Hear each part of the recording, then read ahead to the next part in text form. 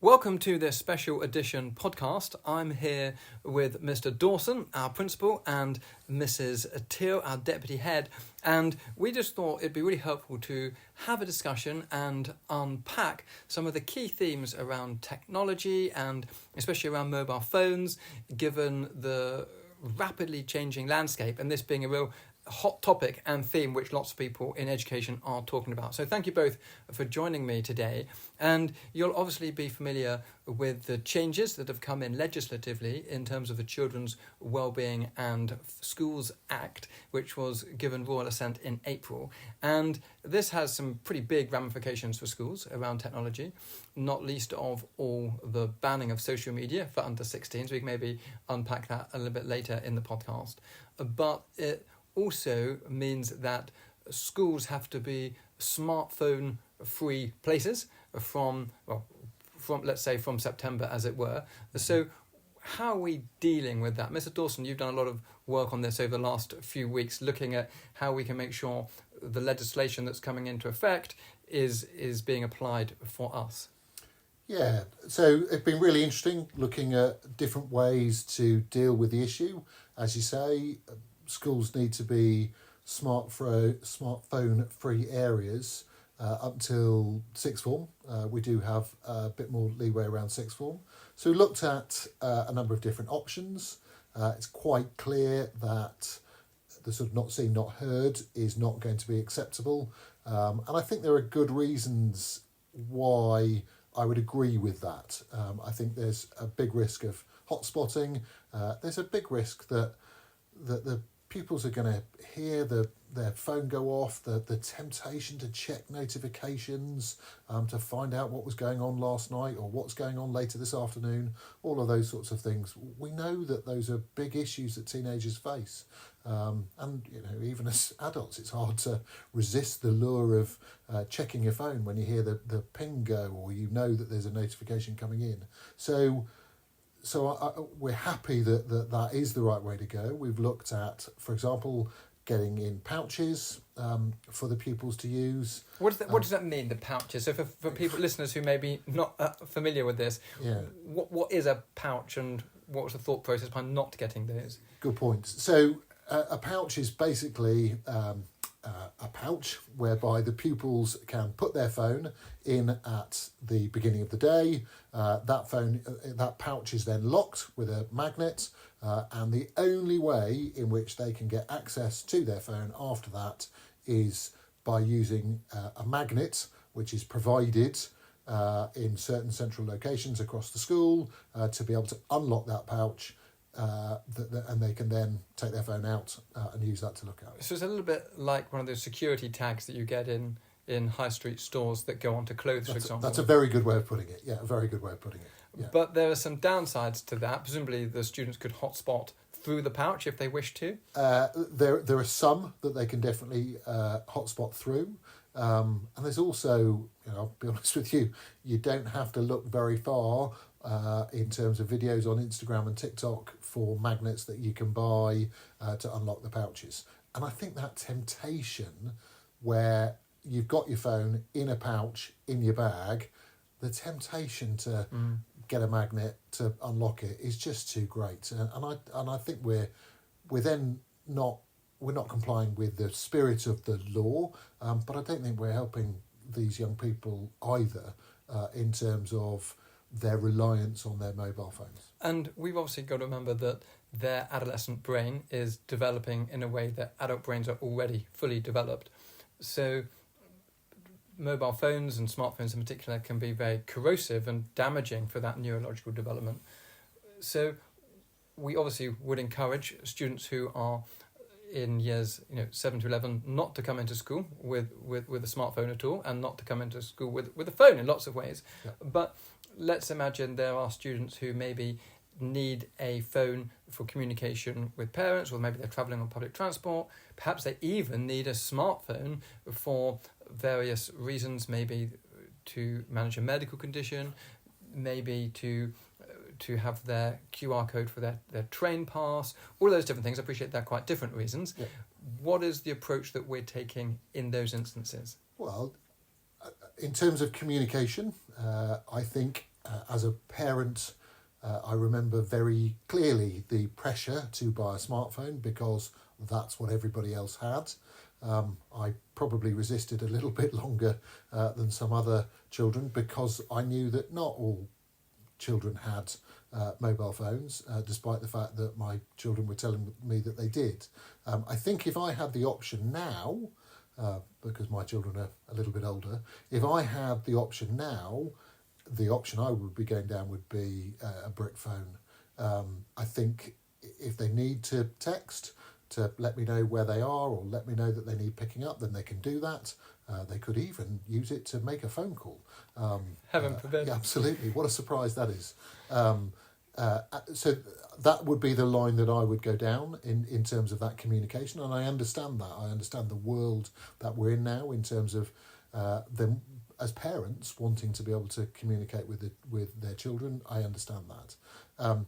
I think if there are instances, the line that we will take, if there are instances where pupils have to have a smartphone, as long as we've got clear evidence for the reasons for that smartphone, then of course we would allow that. And the legislation is very clear that there may be, as you mentioned, things like medical exemptions that could be used. What about the student who maybe needs, to a greater or lesser extent, in inverted commas, to bring their phone to school, but doesn't need it for specific medical reasons, like we just articulated? Is there somewhere whereby they could keep their phone stored away that is safe, secure, but inaccessible to them, for example? Yeah, so that's the line that will go down, is that there will be lockers placed around the school whereby the pupils can put their phone into that locker at the beginning of the school day, and then they can retrieve that at the end of the school day. We would do some spot checks in terms of making sure that there weren't mobile phones in bags.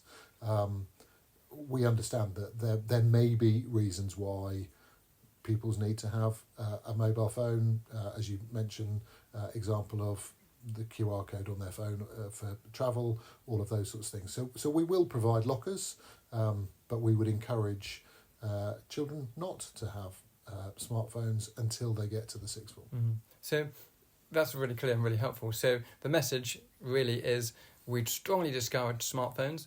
If in extremis it's required, they can put them in the lockers. Obviously, there may be particular exceptions, medical ones, for example. And if a student has a brick phone, are they permitted to have them on their person? No, they're not allowed to have those brick phones on their person, but partly because I think there is the risk of distraction in that regard, and they would just put the brick phone into the lockers in the same way that smartphones would be. And we don't want them playing Snake on their Nokia 3210 either, like all of us did in our youth. No, I didn't do anything like that. And Mrs. Till, thinking about the educational element and the relationship between teaching and learning and technology, tell us a little bit about your thoughts, because you've obviously been part of this exciting journey that we've been on with the digital strategy and the implementation of technology, but we're also conscious that technology is kind of morally neutral. It's neither good nor bad. And how do we kind of mitigate some of the negative elements of maybe excessive screen time or distractions with harnessing the educational benefits of technology in the classroom?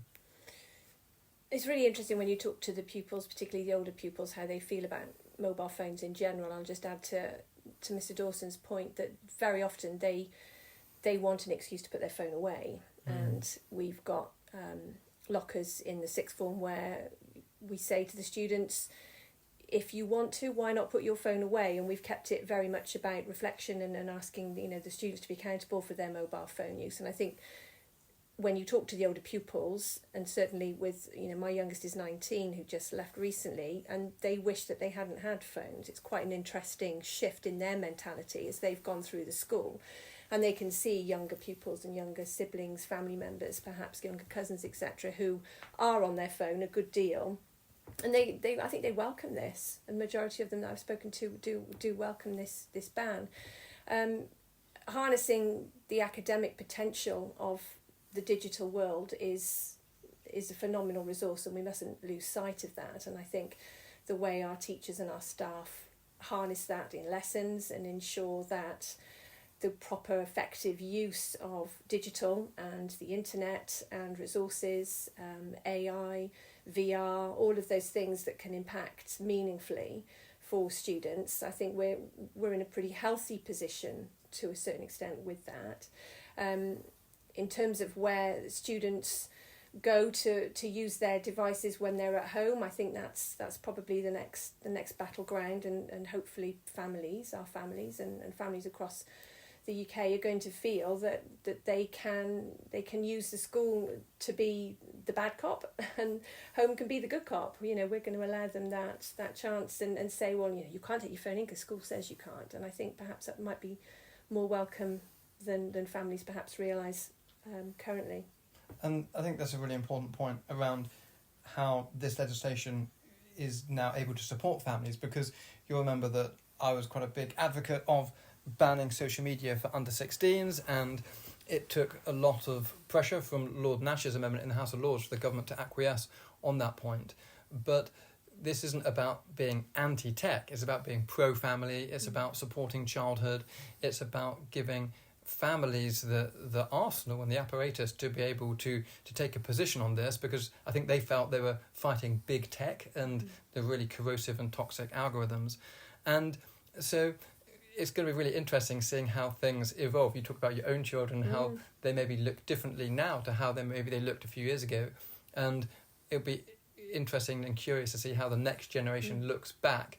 And how do you think, I know we can't travel forward in time, but how do you think people will reflect upon these changes? Because we're in a very uncharted set of territory. I'm an eternal optimist, and I think that it's going to be a very welcome decision, and the reflection will be, thank goodness that we did take this decision, that we did move forward with what is quite a bold step, given how integral technology is in everyday life. I mean, we don't go anywhere without our mobile phone, without our smartwatch, and the ability to stay constantly connected. But it wasn't that long ago we found ways to be connected, and I think focus in the classroom, meaningful relationships, both at home and in school, will reap the rewards in time to come. And I think that's probably, that connectivity in a relationship sense is what we've lost out on as years have gone on. And the more you read in the press, there's tragic cases up and down different countries of children who have lost their lives because of online bullying, for example, and blackmail online. We're fortunate to a certain extent where we are in our community that is quite rare, but it does go on, and it is important to recognise that mobile phones are a big part of that, and if we can reduce that in any way, then absolutely we should be. Well, it's the distractions. It's very easy to distract yourself using a mobile phone and overcome that boredom, yes. Rather than actually investing in really good relationships. We all see, I think it's probably fair to say, this generation will talk about 600, 700, 800 friends. I would struggle to probably say it was more than about 10. But I think the nature and the depth of the relationship with that enormous number is not the depth that it needs to be. And I think the opportunity for them, not only out of school, but in school as well, to really engage in really good relationships that will take them for the rest of their lives when they're in school as well as out of school. The fact that mobile phones are not going to be part of school, I think, is exactly the right thing to do. Because you've both talked a little bit about relationships, and that's been a core point that you've both articulated. And we talk a great deal about being real world ready and preparing the students for life beyond school. And while technology obviously plays a key part of that, and that really happens through the educational provision technologically that we do in the classroom, at the same time, there's lots of skills that students are going to need that technology can never replace. Those very human elements, relationship building, communication, leadership, problem solving, and so forth. And when we talk about being real world ready, that means slightly different things at different points in time. And I think at the heart of that has got to be that relationships that you've talked about. Absolutely, and nuance, subtlety, judgments, those are things that you only pick up through eye contact with an individual, through engagement, through body language. Those you can't teach those things necessarily, although we do try in the sixth form particularly. But there is an element there that if you're putting the screen between you and somebody, you're not going to have that relationship. And as they go, we prepare our young people to go into the workplace and into what is an increasingly competitive global market. They need to have every opportunity to know what it means to build rapport with a stranger, to understand that how you stand, how you dress, how you speak, how your body language looks is massively important. And those are the skills that a screen isn't going to teach. And you hinted at the fact that we do teach those things. Tell us a little bit more about that. Give us a little bit of a flavour of some of the elective work that takes place in the sixth form, some of the Horizons work that takes place in year 10. Yeah. How are we preparing students for that changing world in that particular context? So there's several things that we've been doing over the last 3 to 4 years. Within the sixth form, there is an emphasis on your brand. Who are you? What do people see when you walk into the room? What's your profile? What's your values? What do you stand for as an individual? And actually asking those questions of our sixth formers is really impactful when they sit down and they have to articulate, what does it mean to be me? What do I stand for? And they struggle with that. But that's why we run this elective. It's really important that they are given that opportunity to unpick for themselves who they are and what they stand for. And then there's we run one called Handling Difficult Conversations, and they struggle with that. They offer the world in a difficult conversation immediately, rather than thinking, well, hang on, what was the objective of this conversation? Where do I actually need to get to?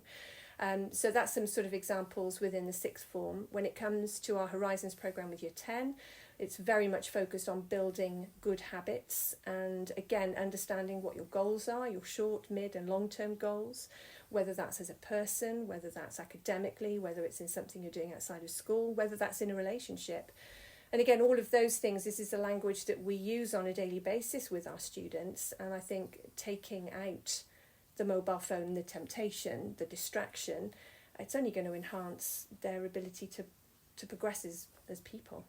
So notwithstanding the wider variety of challenges and the fast-moving societal, economic, political landscape, it's a really exciting time to be in education, and it's so easy to look at some of the negative elements, but it's great to hear you articulating how we're working so intentionally and purposefully to prepare those students for the world ahead.